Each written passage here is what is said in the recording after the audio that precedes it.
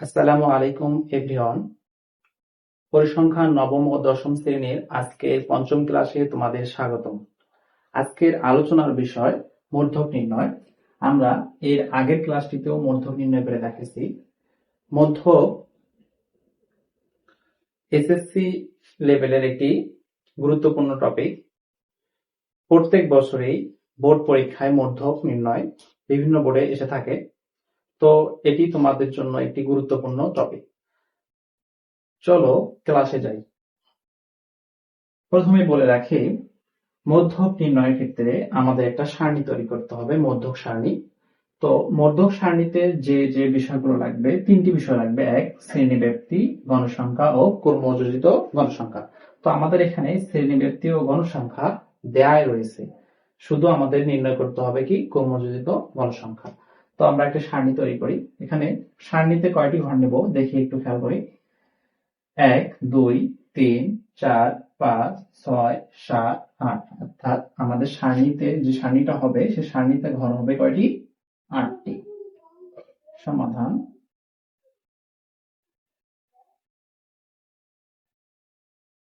সারণীতে আমরা ঘর নেব 8টি। 1, 2, 3, 4, 5, 6, 7, 8।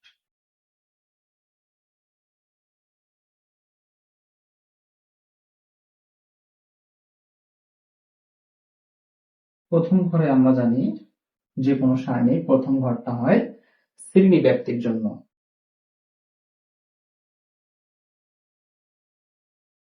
শ্রেণী ব্যাপ্তি। দ্বিতীয় ঘর আমাদের গণসংখ্যা। সারণীর প্রথম ঘরটি হবে শ্রেণীব্যাপ্তি এবং দ্বিতীয় ঘরটি হবে গণসংখ্যা। গণসংখ্যাকে FI দ্বারা প্রকাশ করা হয় এবং তৃতীয় ঘরে আমরা দেব ক্রমযোজিত গণসংখ্যা।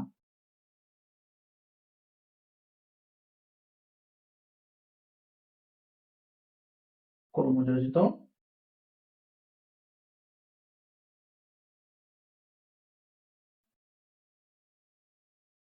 FI, ক্রমযোজিত গণসংখ্যা। তাহলে আমরা যে সারণীটা নিলাম, সারণীর প্রথম ঘরে শ্রেণীব্যাপ্তি, দ্বিতীয় ঘরে গণসংখ্যা এবং তৃতীয় ঘরে ক্রমযোজিত গণসংখ্যা। প্রথম ঘরে আমরা শ্রেণীব্যাপ্তিতে এখানে দেওয়াই রয়েছে, দেখো প্রথম শ্রেণী ঘরে 31 থেকে 40, 41 থেকে 50।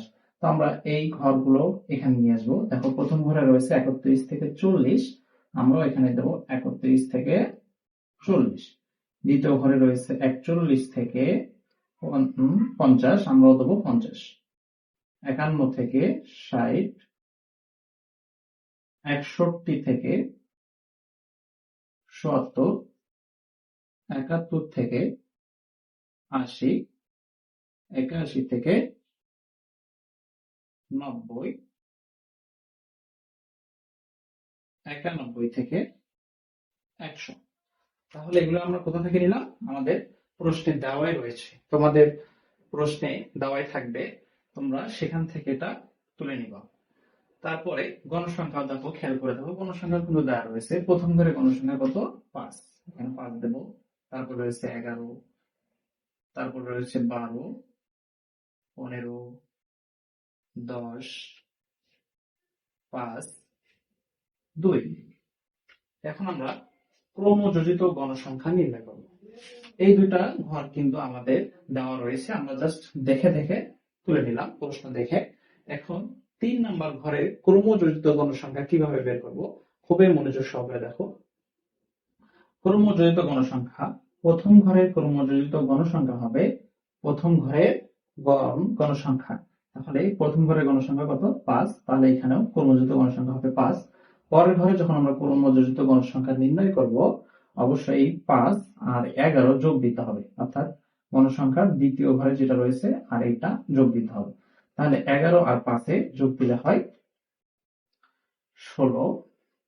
এরপরে এরপর একটা আমরা যখন নির্ণয় করব, দেখো 16 আর 12 যখন আমরা যোগ দেবো, এরপর যেটা নির্ণয় করবো মধ্যক গণসংখ্যা, সেটা আমাদের কি করতে হবে, 16 আর 12 যোগ দিতে হবে। তাহলে 16 আর 12 যদি আমরা যোগ দিই তাহলে হবে 28। তারপরে আমাদের 28 আর 15 যোগ দিতে হবে। যখন আমরা 28 আর 15 যোগ দেবো তখন হবে কত, 43। এরপরে 43 আর 10 যোগ দিলে হবে 53।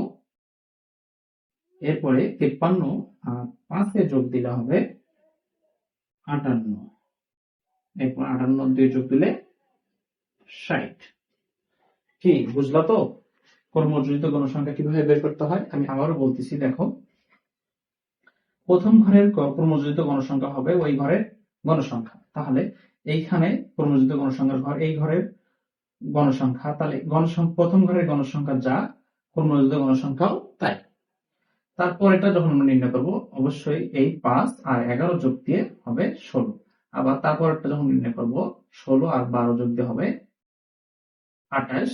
28 আর 15 যোগ দিয়ে হয় 43। 43 আর 10 যোগ দিয়ে হবে 53।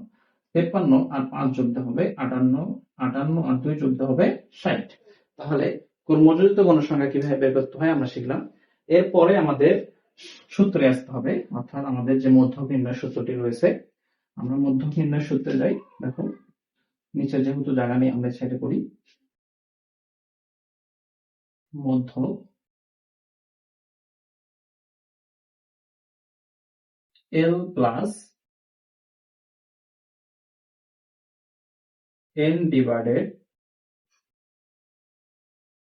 2 minus fc গুণন h divided fn।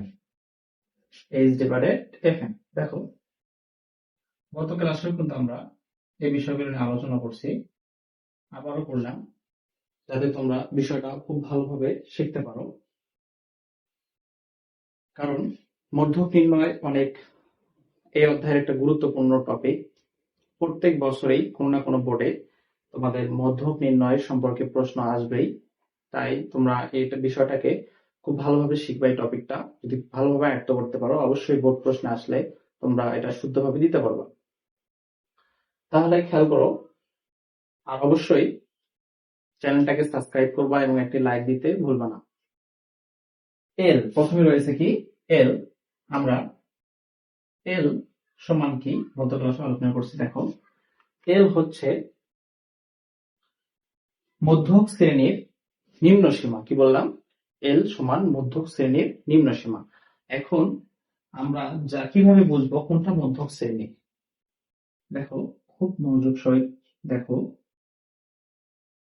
যেই শ্রেণীতে, অর্থাৎ যে শ্রেণীতে সব থেকে বেশি গণসংখ্যা ওইটাই মধ্যক শ্রেণী। কি বললাম, যে শ্রেণীতে সব থেকে বেশি গণসংখ্যা ওইটাই মধ্যক শ্রেণী। তাহলে আমরা খেয়াল করি, এখানে 5, 11, 12, 15, 10, 5, 2 সবগুলো আছে এখানে। দেখো 5, 11, 12, 15, 10, 5, 2। একটু খেয়াল করো, দেখো দেখি সব থেকে বড় গণসংখ্যা কোনটি। এটা তো গণসংখ্যার ঘর, তাই না?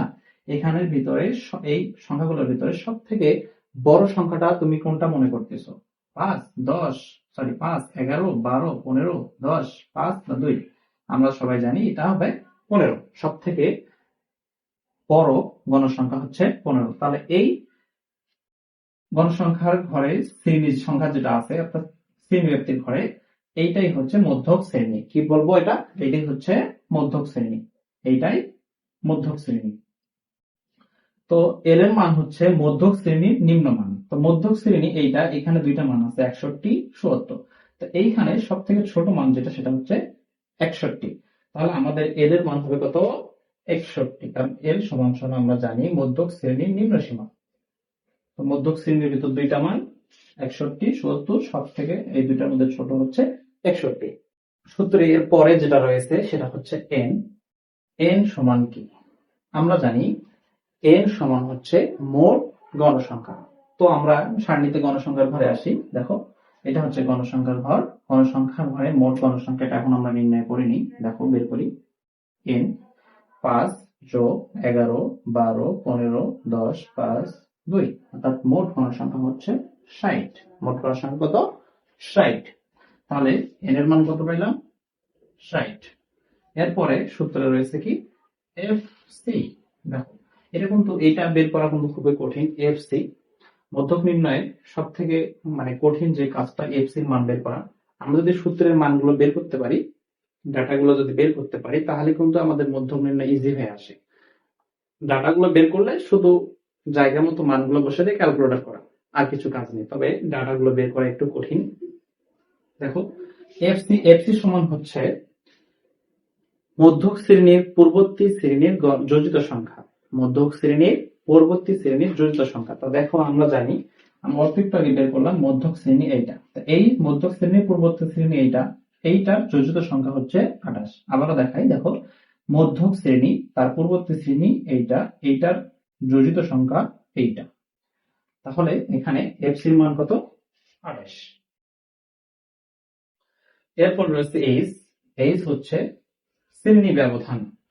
শ্রেণী ব্যবধান অর্থাৎ শ্রেণীতে কতটুকু দূরত্ব রয়েছে, অর্থাৎ একটা সংখ্যা থেকে আরেকটা সংখ্যার দূরত্ব বা ব্যবধান কতখানি। দেখো 31 থেকে 40 এর ব্যবধানটা বের করলে, অর্থাৎ একটা ঘরের ব্যবধান বের করলে কিন্তু আমাদের এই সারণীর শ্রেণী ব্যবধান আমরা পেয়ে যাব। দেখো 31 থেকে 40 গণ 31, 32, 33, 34, 35, 36, 37, 38, 39, তাহলে 40।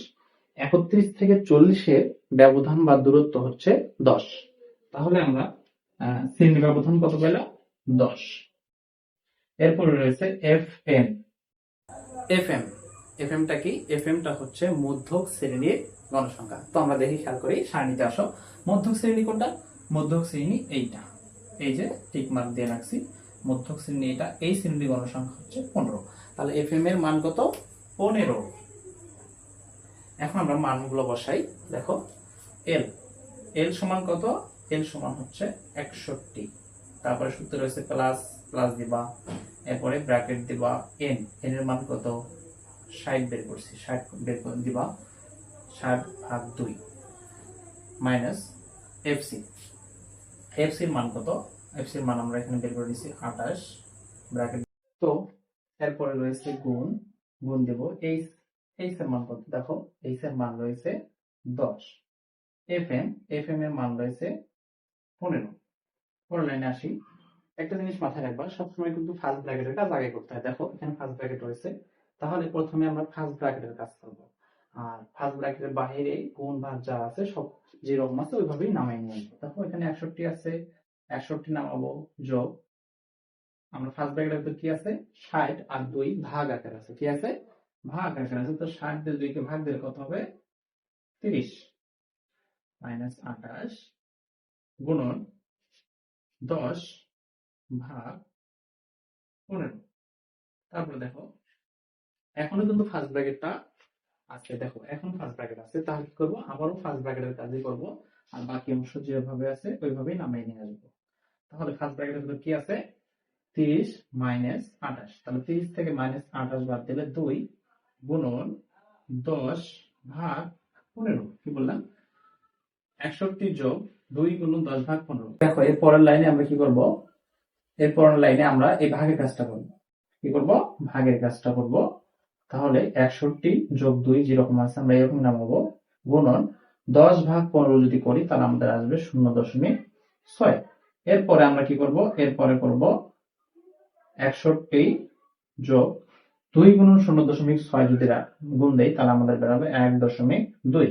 এখন 61-র সাথে যদি 1.2 যোগ দেই তাহলে আমাদের বেরোবে 62.2। তো এটাই হচ্ছে মধ্যকের অ্যান্সার। তোমরা যেভাবে দেখলা এভাবে তোমরা নিজেরা খাতায় একটা উপাত্ত তুলবা, তোলার পর এইভাবে আমি যেভাবে দেখাইলাম এভাবে মধ্যক প্র্যাকটিস করবা। 2 থেকে 3 বার যদি তোমরা প্র্যাকটিস করো তাহলে কিন্তু মধ্যক নিয়ে তোমাদের আর কোনো সমস্যা থাকবে না। আর অবশ্যই একটি লাইক ও চ্যানেলটিকে সাবস্ক্রাইব করবা।